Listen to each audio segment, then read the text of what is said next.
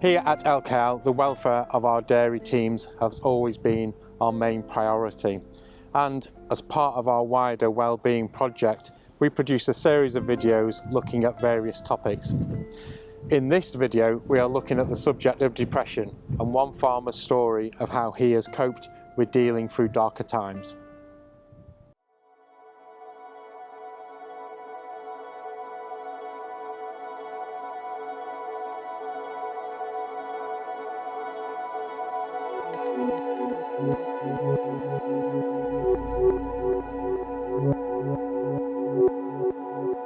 At the time I was struggling with being on my own all the time, which leads to more anxiety.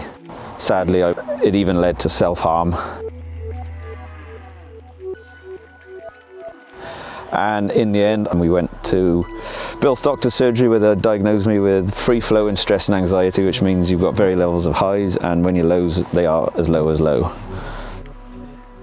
And I said to my wife one night, I was just going to take a walk. I didn't feel right and I just wanted to end my life at that point. It was about 8 o'clock at night.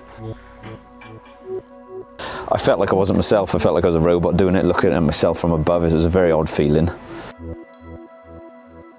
And then I had like an awakening moment. I thought, well, what's going to happen from this point on? Is it Dad's going to find me? He'll come up here. He'll find me. He'll have a heart attack.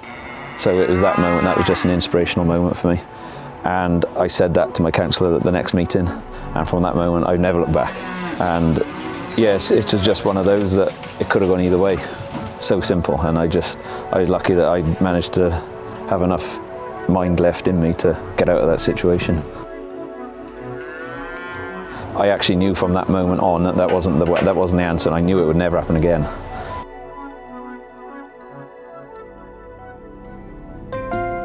The counselling I had with the DPGA Foundation, I actually know my counsellor very well. She said, to get over this, we need to get right inside you to find out where it's come from. And once we find out where it's come from, you can deal with it.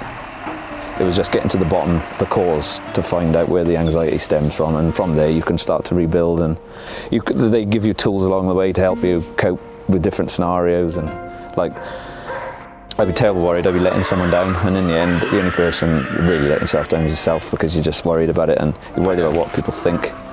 But once you start talking about it, you realise that you're not the only one in this boat, and people are there, they will help you.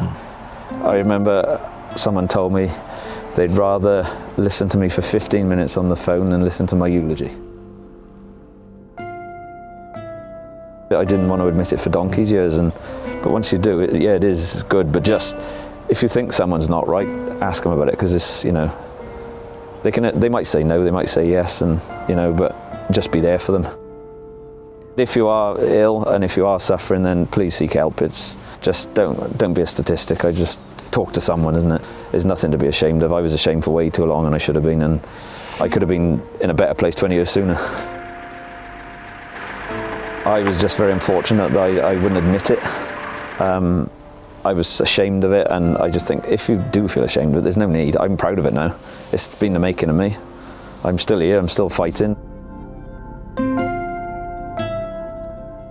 If anything in this video resonates with you and you would like to get further information and support and confidential help, please visit the Welfare and Wellbeing Hub on the LKL website, where you'll find links and contact details of a number of organisations who are specialists in this very area. And of course, you can always speak confidentially to your LKL regional manager.